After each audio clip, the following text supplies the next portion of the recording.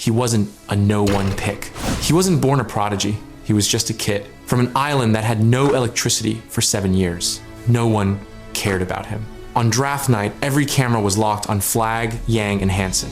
And then there was him, the kid from Bimini, Bahamas, a tiny island with less than 1,000 people. Everyone thought he was just there to fill a seat. But when the new NBA season tipped off, that so-called nobody lit up Philadelphia. 34 points. The highest rookie debut since Wilt Chamberlain. Together with Tyrese Maxey, he dropped 74 points and buried the Celtics alive. The craziest part? In crunch time, the Sixers coaching staff benched Embiid and handed the game to an unknown rookie.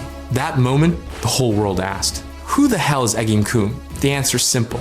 He's the kid who grew up hooping on a court with no lights and fought his way into the NBA. He was born on an island barely 7 miles long, nights with no power, just the hum of his mom's generator. Those 7 dark years were his childhood, but they were also his first battleground. His mom once said, "We had nothing, but my son had to learn to light himself up." So when Adam Silver read his name on draft night, he cried. Because that wasn't just a dream coming true. That was fate flipping upside down. Behind that moment was the Sixers front office grinding through nights of debate. They started with 6 names, cut it to 4, and finally, they bet their future on a kid the world had never heard of.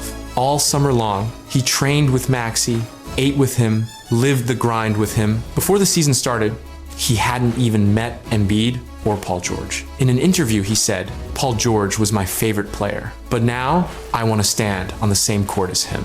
Now, it looks like he won't just stand beside George. He might replace him because his chemistry with Maxey, explosive, young, fearless, hungry to prove. Maxey said, "I give him the ball because I trust him." The result? In his first game, he took 26 shots, 2 more than Maxey. And the wildest part? Philly fans already gave him a nickname, the new answer. Over 20 years ago, Allen Iverson used to tear through the paint and set the whole city on fire. He was Philadelphia's rebellion, its raw defiance. And now, this kid from an island with no lights just lit up a city's new hope. He's not the next Iverson, but he reminds you of Iverson. That same spirit. "I don't believe in fate, I believe in myself," Iverson once said. "I wasn't a basketball star.